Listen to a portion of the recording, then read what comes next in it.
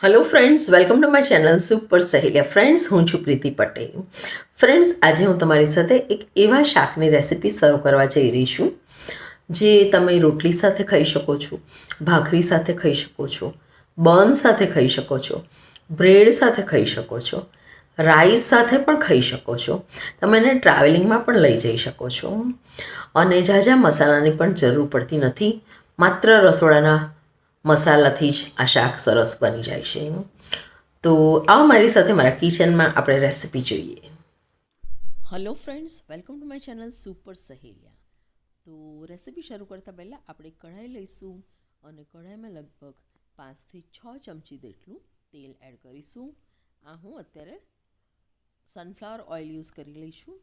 તમે સિંગદાણાના પણ તેલનો ઉપયોગ કરી શકો છો. તો તેલને આપણે સરસ ખખડતું ગરમ થવા દઈશું. તો તમે જોઈ શકો છો કે તેલ આપણું ગરમ થઈ ગયું છે. તો હવે આપણે એમાં એડ કરીશું રઈ. તો રઈને સરસ ફૂટવા દઈશું.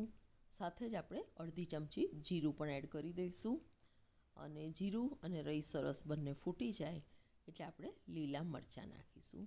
તો ફ્રેન્ડ્સ, લીલા મરચાં ઊભા કાપીને નાખજો તો તેની તીખાટ અલગ જ આવશે.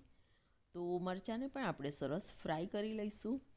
અને મરચાં આપણા સરસ ફ્રાય થઈ જાય એટલે આપણે હવે એમાં એડ કરીશું અડધીથી પોણી ચમચી જેટલો ગરમ મસાલાનો પાવડર. તો ફ્રેન્ડ્સ, હું આ ઘરે બનાવેલો ગરમ મસાલો વાપરું છું. તમે કોઈ પણ બહારની કંપનીનો ગરમ મસાલો વાપરી શકો છો. હળદર એડ કરીશું, એને પણ સહેજ તેલમાં ફ્રાય કરી લઈશું.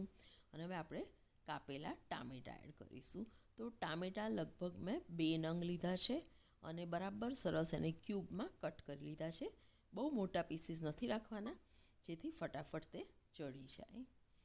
તો ટામેટાને આપણે થોડીવાર આ જ રીતે તેલમાં સાંતળ્યા કરીશું જ્યાં સુધી તે એકદમ પલ્પી ના થઈ જાય. તો સરસ ફટાફટ પલ્પી થાય એના માટે હવે આપણે થોડું મીઠું એડ કરી દઈએ.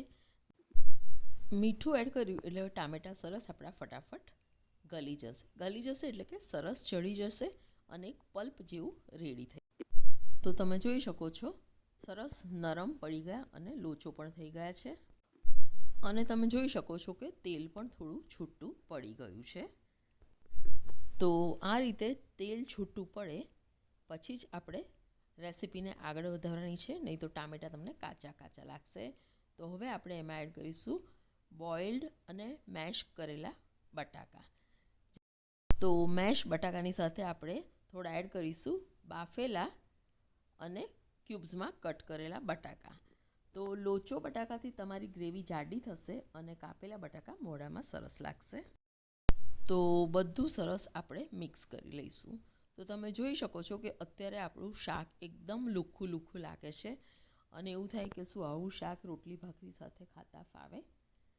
તો ફ્રેન્ડ્સ, હવે આપણે એમાં એડ કરીશું થોડું પાણી.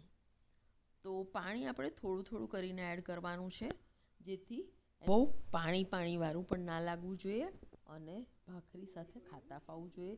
હવે આપણે ધાણા જીરું એડ કરીશું. કલર થોડો આછો લાગ્યો એટલે હળદર એડ કરી અને 1.5 ચમચી ધાણા જીરું. તો બસ હવે આપણે એને સરસ બોઇલ આવવા દઈશું. સ્વાદ પ્રમાણે મીઠું એડ કરીશું અને બોઇલ આવે એટલે આપણે ગેસની ફ્લેમ બંધ કરીશું. તો બોઇલ આવશે તો જ મસાલો અંદર ચડશે. તો થોડું આપણે પાણી એડ કરીએ જેથી આપણને રાઈસ સાથે ખાવું હોય તો પણ સરસ ફાવે. તો ફ્રેન્ડ્સ, તમે જોઈ શકો છો કે બોઇલ આપણો સરસ આવી ગયો છે. તો ધાણાથી આપણે એને ગાર્નિશ કરીશું અને ગરમ ગરમ સર્વ કરીશું. તો ફ્રેન્ડ્સ, તમને આ બટાકા ટામેટાની રેસિપી કેવી લાગી તે ચોક્કસથી કમેન્ટ બોક્સમાં લખજો ને તમે બનાવો છો તો કઈ રીતે બનાવો છો તે પણ લખજો. તો thank you friends, keep watching super Saheliya. ફરીથી મળીશું નવી રેસિપી અને નવી સહેલી સાથે.